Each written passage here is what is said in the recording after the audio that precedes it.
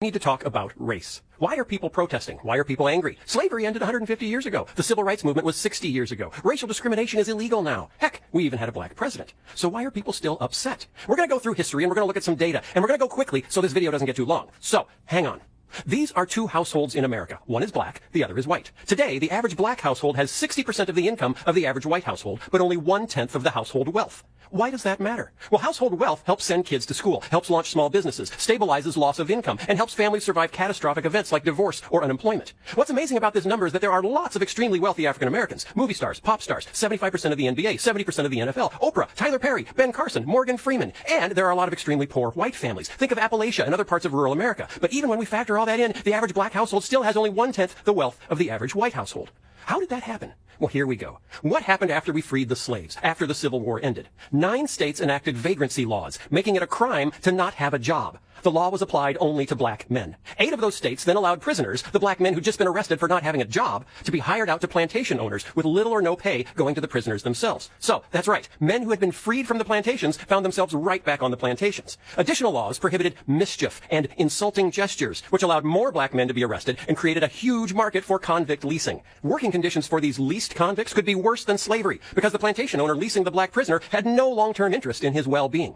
By the turn of the 20th century, every state in the South had mandated racial segregation by law, Jim Crow laws, which supported a social ostracism for blacks that extended to schools, churches, housing, jobs, restrooms, hotels and restaurants, hospitals, prisons, funeral homes, morgues, and cemeteries. White politicians competed with each other to be more strict and specific on segregation. For example, a law prohibiting blacks and whites from playing chess together. No interracial chess playing. That might lead to lawn darts. In 1896, the Supreme Court ruled that these Jim Crow laws were perfectly legal because they, quote, reflected customs and traditions and, quote, preserved public peace and good order. These laws stayed in place until 1954, when the idea of separate but equal was struck down in the ruling known as Brown versus Board of Education. So what happened next after Brown? Well, in 1956, the Southern Manifesto was signed by 101 out of 128 Congress members from the South, pledging to maintain Jim Crow by all means possible. 5 states passed nearly 50 new Jim Crow laws after 1954. Private whites-only schools, dubbed segregation academies, popped up all across the South, many of them Christian. But now widespread civil rights protests, combined with anti-war protests that were occasionally becoming violent, inspired the political rise of law and order rhetoric. Richard Nixon became the first candidate to campaign specifically on a platform of law and order. In 1968, 81% of Americans agreed that law and order had broken down in this country, and the majority blamed communists and Negroes who start riots. Let's go back to household wealth. The average black household has 1/10 the wealth of the average white household. Why is that? Because the number one source of intergenerational wealth in America is home ownership. And from the 1930s to well into the 1960s, the federal government enacted policies to actively encourage white families to own homes and discourage black families from doing the same. In 1934, the Federal Housing Administration created a risk rating system to determine which neighborhoods were safe investment for federally backed mortgages. Black neighborhoods were deemed too risky, marked off in maps with red ink, in a practice now known as redlining. After World War II, a boom of new suburban housing was built all over the country, much of it restricted by deed to whites only. In 1948, 40% of new housing developments in Minneapolis, for example, had covenants prohibiting purchase by African Americans. So blacks couldn't live in white neighborhoods and couldn't get federally insured loans for black neighborhoods. Until 1950, the Realtor's Code of Ethics specifically prohibited selling a house in a white neighborhood to a non-white family. You could lose your realtor's license if you helped a black family buy a home in a white neighborhood. In the 1930s, the FHA's underwriting manual said, quote, incompatible racial groups should not be permitted to live in the same communities. The FHA went on to recommend that highways would be a great way to separate black neighborhoods from white neighborhoods. The FHA funded huge white-only suburban housing developments, leaving blacks behind in inner cities. After World War II, the GI Bill provided subsidized mortgages to help millions of men returning from war to buy their first home. While technically eligible for the GI Bill, the way it was administered left 1 million black veterans largely on the outside looking in. In New York and New Jersey, the GI Bill insured more than 67,000 new mortgages. Fewer than 100 of those went for homes purchased by non-whites. In 1947, there were 3,200 mortgages in Mississippi guaranteed by the government for returning veterans. Of the 3,200, only 2 went to black veterans. As a result, white families after the war were able to build home equity, growing wealth for retirement, inheritance, and college education for their kids. One historian has stated that there was no greater instrument for widening an already huge racial gap in post-war America than the GI Bill.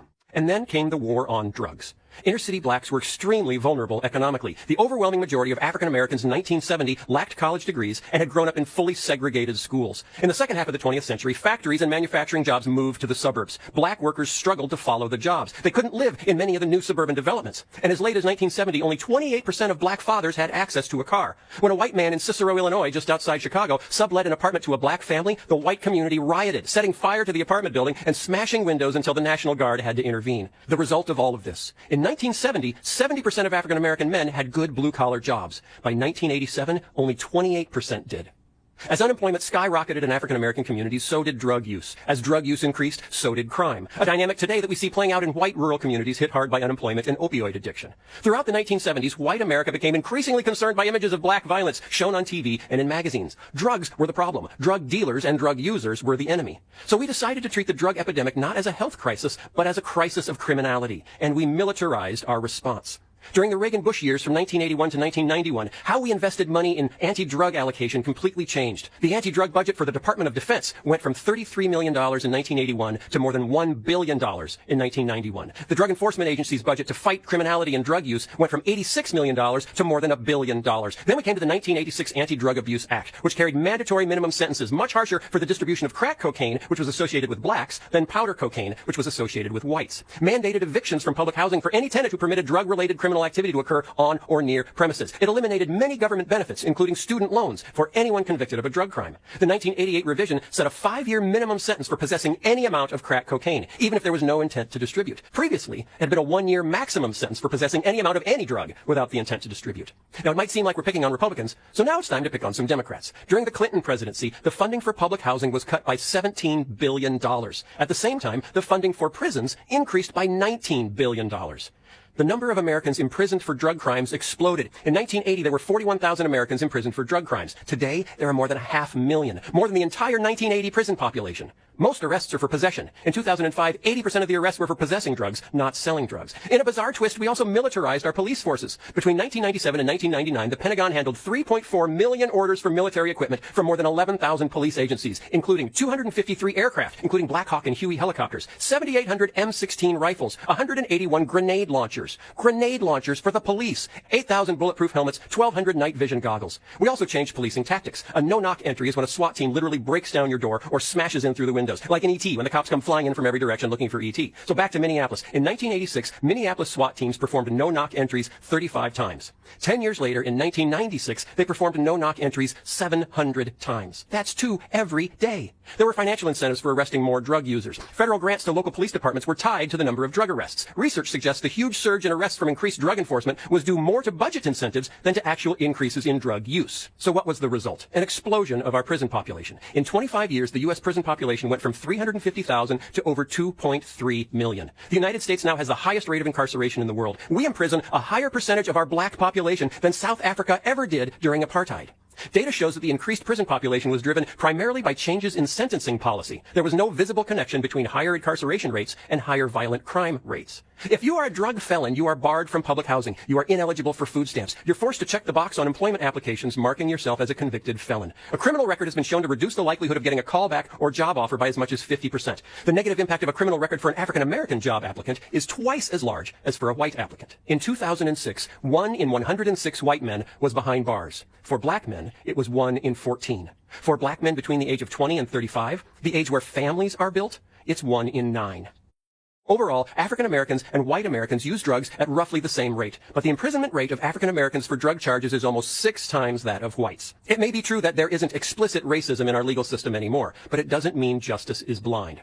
A law in Georgia permitted prosecutors to seek life imprisonment for a second drug offense. Over the period of the study, this law was used against 1% of white second-time offenders and 16% of black second-time offenders. As a result, 98% of prisoners serving life sentences under this law were black.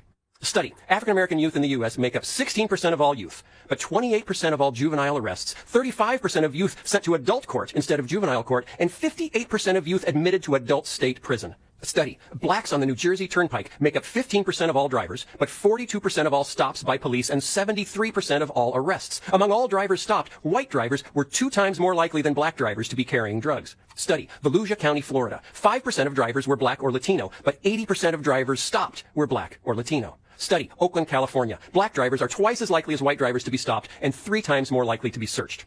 In Minneapolis, Philando Castile had been pulled over 49 times in 13 years, mostly for minor infractions. The 49th time he was pulled over, he was shot by the officer while sitting inside his car. He'd been pulled over for a broken taillight. Chuck Colson's organization, Prison Fellowship, recently organized a manifesto that was signed by evangelical leaders asserting that our over-reliance on incarceration fails to make us safer or restore the people in communities who have been harmed. Unconscious bias seeps into schools, too, as white teachers often assume black students are less intelligent than they actually are. A gifted student usually has to be recommended by a teacher to move to a gifted track. When a teacher is black, an equally gifted white and black student have comparable chances of being recommended. When the teacher is white, the black student's odds of being recommended are cut in half. Are white teachers racist? No. Are they affected by bias? Yes. And it affects black students every day. So where are we? The average black household has 1/10 the wealth of the average white household. This didn't happen by accident. It happened by policy. We, the majority culture, told them where they could live and where they couldn't. Then we moved most of the jobs to the places we told them they couldn't live. When the predictable explosion of unemployment and poverty resulted in a predictable increase in drug use and crime, we criminalized the problem. We built $19 billion of new jails and sold grenade launchers to the police. As a result, a white boy born in America today has a 1 in 23 chance of going to prison in his lifetime. For a black boy, it's 1 in 4. And that is why people are angry. Many people care deeply about these issues. Many have suggested solutions. Some of those have been tested, with results ranging from moderate success to abject failure. I'm not here to tell you what the right solutions are, because I don't know. I'm just here to ask you to do one thing. It is the thing that begins every journey to a solution for every problem. What am I asking you to do? Care.